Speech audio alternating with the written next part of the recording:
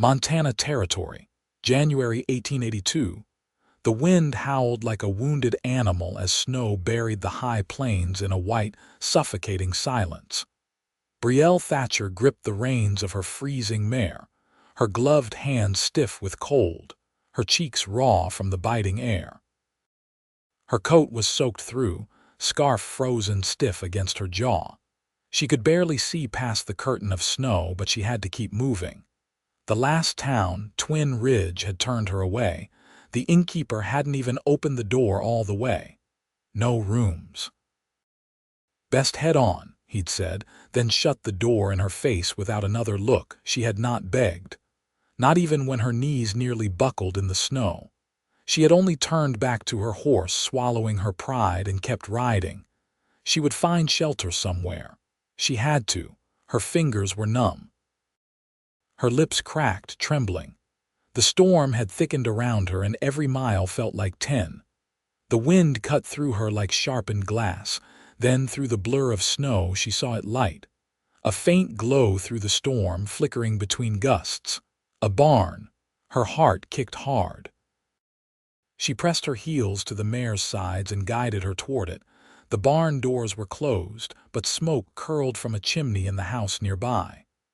Brielle dismounted, legs shaking, and staggered to the barn. She tried the door. Locked. She turned toward the house, snow up to her knees now, and forced herself to cross the yard. Her knock was weak, barely a tap, but she tried again, louder this time. She heard boots cross a wooden floor. The door opened. A man stood there, tall and broad-shouldered, with a rifle in one hand. His dark hair was damp from sweat. His shirt sleeves rolled to the elbow, revealing forearms speckled with wood dust. His eyes, the color of dark earth, narrowed as he looked her over. "God Almighty," he muttered, setting the rifle aside. "You will freeze." He pulled her inside without asking questions, shutting the door against the storm. Heat hit her like a wave. A fire crackled in the hearth. She swayed. "Sit down," he said, guiding her gently to a wooden bench near the fire. "You hurt?" Brielle shook her head. "Just cold." He grabbed a blanket from the rocker and draped it over her shoulders. "I am Nalan Beckett. This is my place," he said, crouching in front of her. "Where are you coming from?" "Twin Ridge."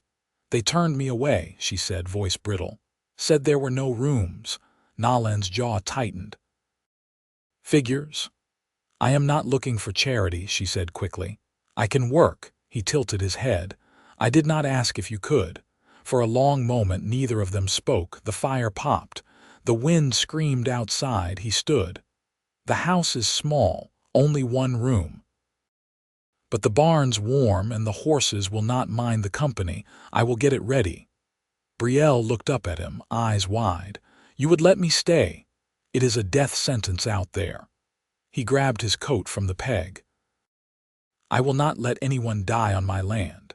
She followed him back through the snow to the barn. Inside, the warmth of the animals and the thick hay made it almost bearable. Nalan lit lanterns, threw down fresh bedding in an empty stall, and brought her a wool quilt he said had belonged to his mother. "You will be dry by morning," he said, handing her a steaming tin cup of coffee. "Rest. We will talk tomorrow."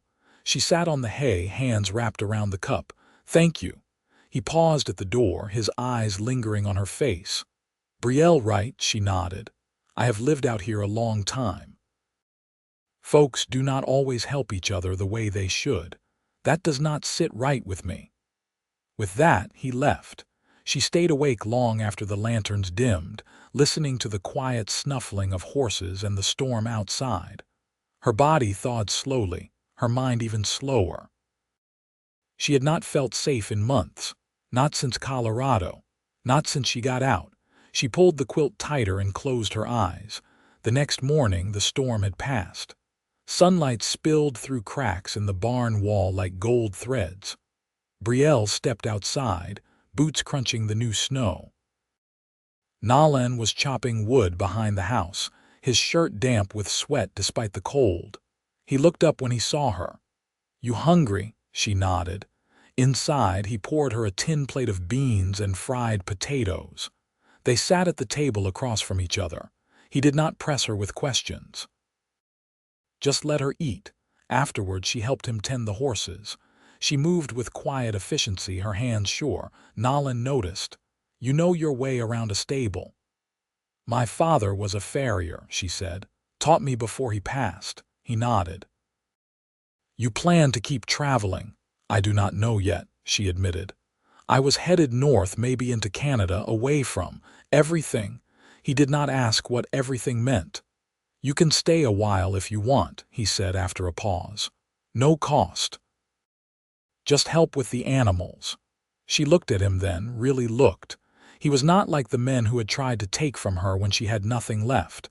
His eyes were steady, his voice calm. I would like that, she said.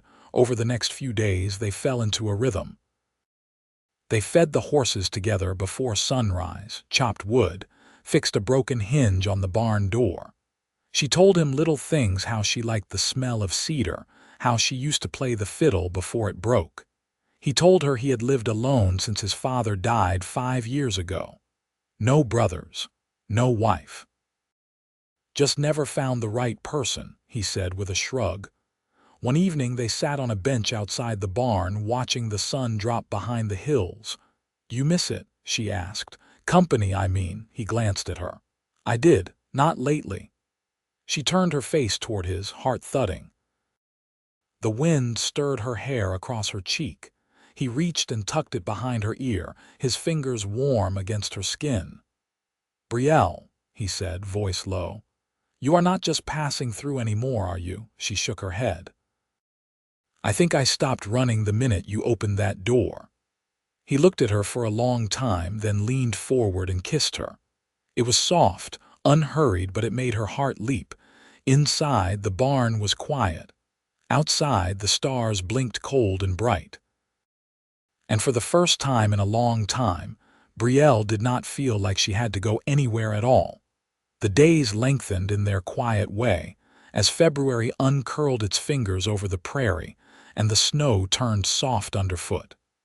The wind still carried teeth, but the cold no longer cut so deep.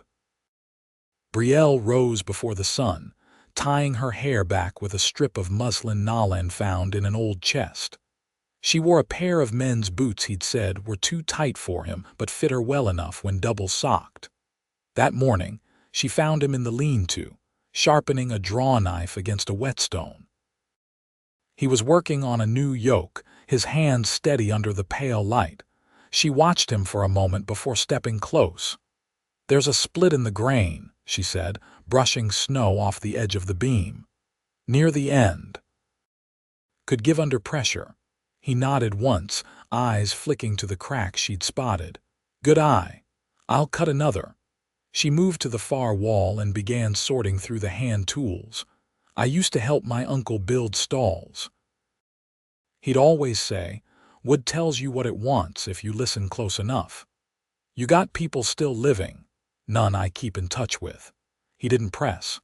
Instead, he passed her a mallet without comment and began sawing through the new beam.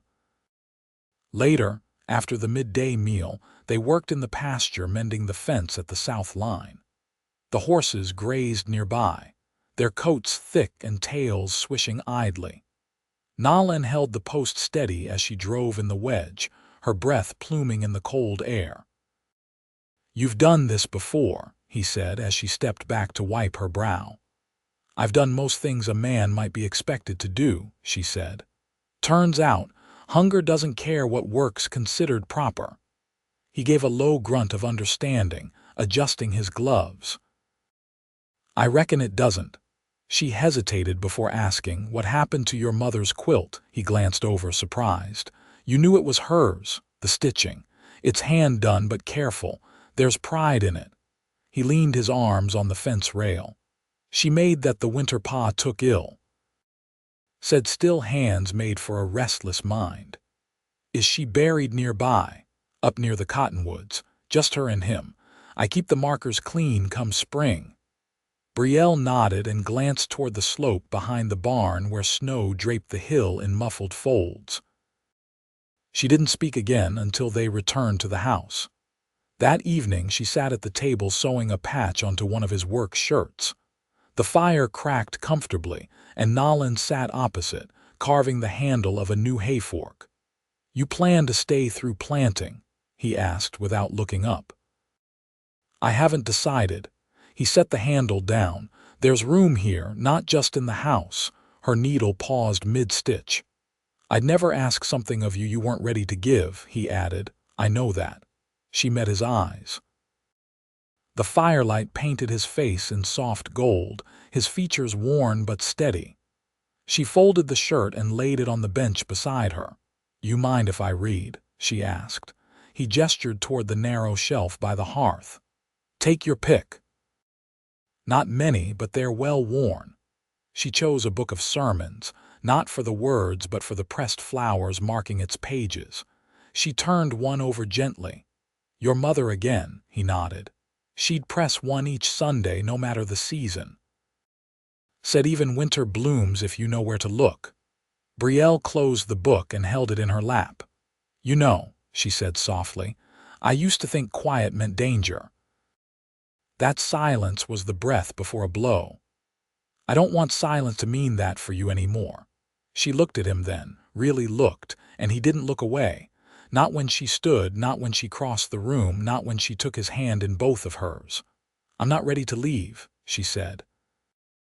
Nalan stood, tall as always, but there was something gentler in the way he touched her cheek, something tender in how he leaned down and kissed her, careful and slow. The snow had started again outside, fine as sifted flour, but the house held its warmth.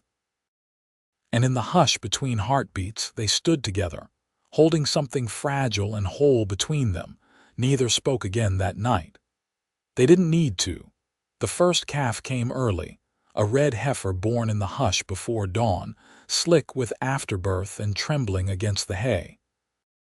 Brielle had heard the low call of the mother from the barn and risen without waking Nalan, pulling his coat over her shoulders and lacing her boots with stiff fingers.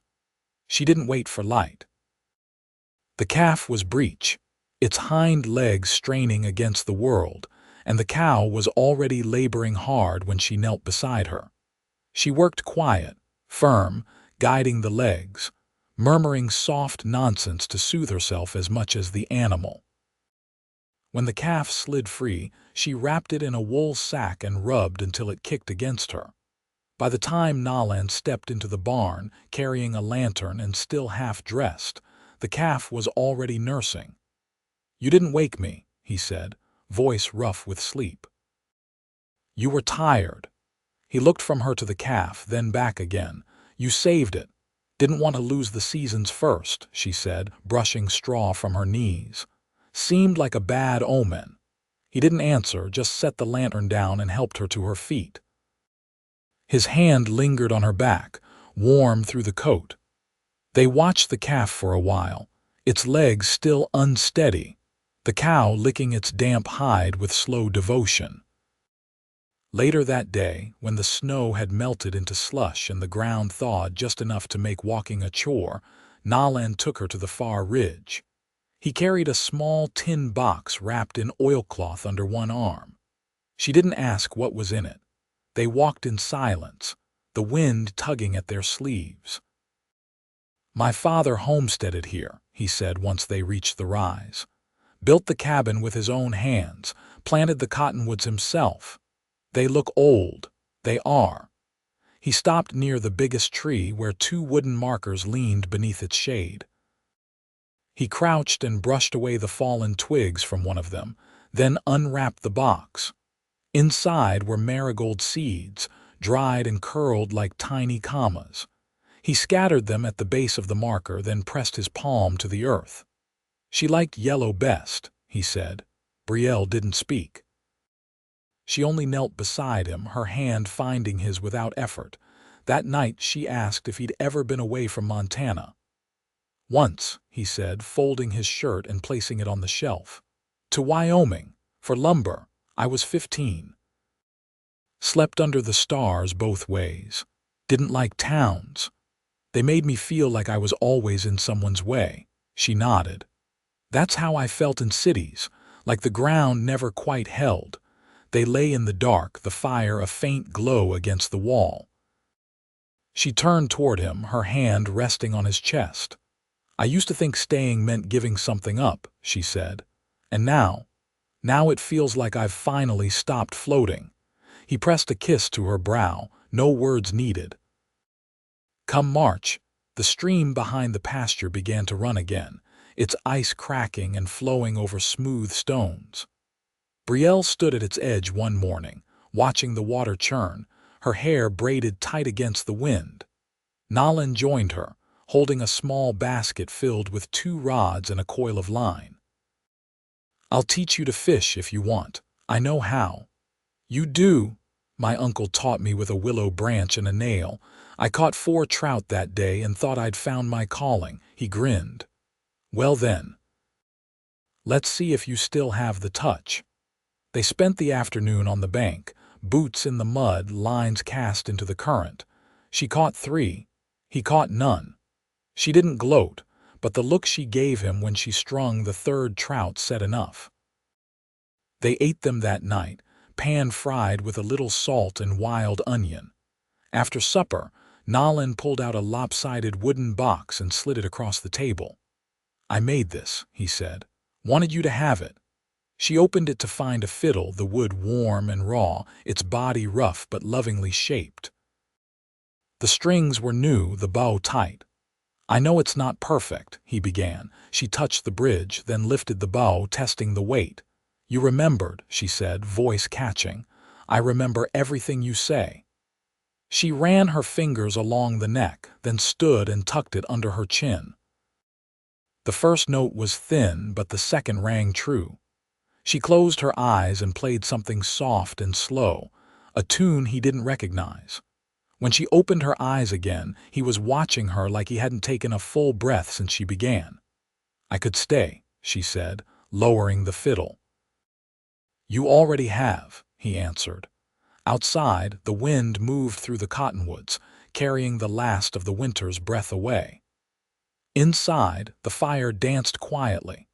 She leaned into him, and he gathered her close, neither of them needing to speak what had already taken root between them. By late March, the soil had softened under the hooves of the draft team, and Nalin began to prepare the lower field for planting. Brielle rose before the sky turned gold, pulling on her apron and winding her hair into a knot before stepping outside. A thin mist clung to the grass, curling along the porch rail and drifting between the cottonwoods. She found Nalin hitching the team to the cultivator, his brow already damp beneath his hat brim. You'll wear yourself thin working before breakfast, she said, holding out a strip of dried apple. He took it, chewed slowly, then nodded toward the plow. Ground's near ready. Might get oats down this week if the frost leaves off. I can help with the turning, she said. I've handled a team before. His eyes didn't leave her face. You've got a way of surprising me. You say that like it's a bad thing. It's the best thing. Brielle took up the harness and walked alongside as he guided the team into the first line. The scent of churned dirt rose behind them, rich and wet. She didn't speak again until they'd made 3 passes. You ever think of leaving? She asked. I used to, he said. When Pa died, I thought about following the rail line west, but I couldn't leave Ma alone, and then the years just stayed. She ran her gloved hand along the reins. I always imagined I'd end up somewhere with more people, lights in the windows at night, laughter spilling out of saloons. But now, she paused. Now I think I've had enough of noise. You've changed since the storm. I've quieted, she admitted. Not because I had to. Because I wanted to. They turned at the end of the row and he glanced over at her, the early light catching the line of her jaw. I notice you hum sometimes, he said. When you think I'm not listening. She smiled faintly. It's a habit from before. My mother sang while she worked. Keeps the hands steady. Will you teach me to hum, to understand what quiet means to you? She looked at him, then not quick, not shy, but steady and full. I already have. That evening they shared a meal of cornmeal cakes and boiled greens, eaten by lantern light while the wind tested the corners of the house. Nolan drew a chair beside the hearth and began oiling the hinges on a cracked window shutter. "I got a letter once," he said suddenly. "From a cousin out in Oregon. Said the land there was green year-round and the rivers were wide as roads. Did you write back?" "No, I didn't know what to say." Brielle folded the towel in her lap. "Sometimes there's no answer that fits in a letter," he nodded. "I used to think staying put meant settling. Now I think maybe it means choosing." She crossed the room, knelt beside his chair, and touched the edge of his sleeve. "I've chosen too," she said. His hand found hers, calloused fingers curling over her palm. Her heart beat slow and sure. The fire cast long shadows on the floor, and outside, the wind had quieted its voice. In the weeks that followed, they planted early oats and barley, tilled the garden beds behind the barn, and repaired the chicken pen that had sagged under the weight of winter. They worked in rhythm, never rushed, never idle. At night, Brielle played the fiddle with growing ease, her bow steady now, her tunes fuller one dusk. As the sun slipped behind the ridge and painted the house in copper light, Nolan stood on the porch watching the fields. She joined him, wiping her hands on her apron. "There's a stillness here I never trusted before," she said. "And now I understand it's something you grow into, like a well-worn path." He reached into his pocket and drew out a narrow ring of braided horsehair, the ends fastened with a bit of copper. "My mother made this for my father when they were courting," he said. "Said it held strong like a promise you don't break." Brielle looked down at it, then back at him. "And what promise does it hold now? That you've got a place here, if you want it?" She didn't hesitate. "I do." He slipped it onto her finger and she leaned into him, her head against his shoulder, the scent of wood smoke and warm earth between them. They stayed that way until the stars came out one by one. No words were needed. They had already said everything that mattered. April brought long days and slow, steady warmth that softened the hard edges winter had left behind. The land turned green with quiet determination. Buds swelled on the cottonwoods behind the house, and the creek ran clearer now, its banks lined with tender shoots. Nolan repaired the porch steps and added a narrow bench beneath the window, hammering the last nail just as Brielle stepped outside with a jar of churned butter wrapped in cloth. "You've been working that spot for days," she said, setting the jar on the new bench. "Planning to sit or just admire your handiwork from a distance?" "I was thinking it might be a good place to listen to music." She raised a brow. "I didn't realize I'd become the house entertainment." "You've become the house heart." She looked down at her hands, still stained with soil from the garden rows. "I've never had a place last longer than a season. You've stayed longer already." "I know." She sat first, and he joined her, letting their arms rest against one another in easy weight. Across the pasture, two of the mares grazed close to the fence line, their foals trailing behind with clumsy steps. Brielle watched them a moment before saying, "I used to think I couldn't have a life of my own without giving up who I was." Nolan didn't speak, just waited. "But I didn't give anything up," she continued. "I just stopped carrying what never fit." He reached over and took her hand. "You fit here." That evening, she lit the lamp in the loft and unpacked the last of her things from the bundle she'd never fully opened. A folded letter, yellowed from time, slipped free. She hadn't read it in years. She stared at the handwriting a long while, then laid it in the stove and watched it curl to ash. Later, as Nolan finished stacking the last of the chopped pine near the shed, she joined him, sleeves rolled to the elbow, hair braided back tight.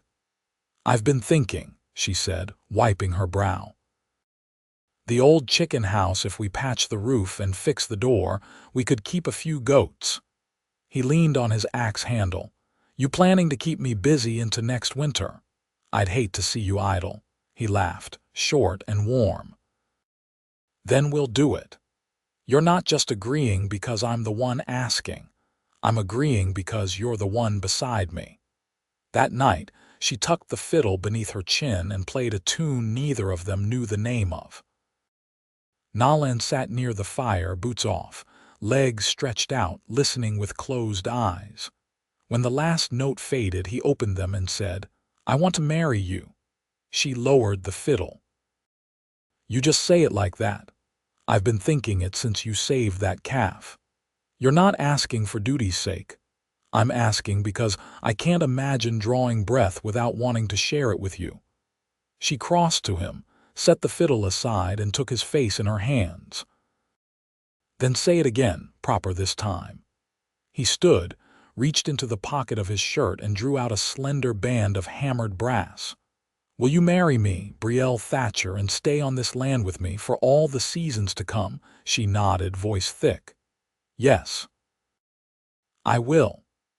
He slipped the band onto her finger and she leaned into him, forehead against his, both of them quiet in the way only people who understand each other can be.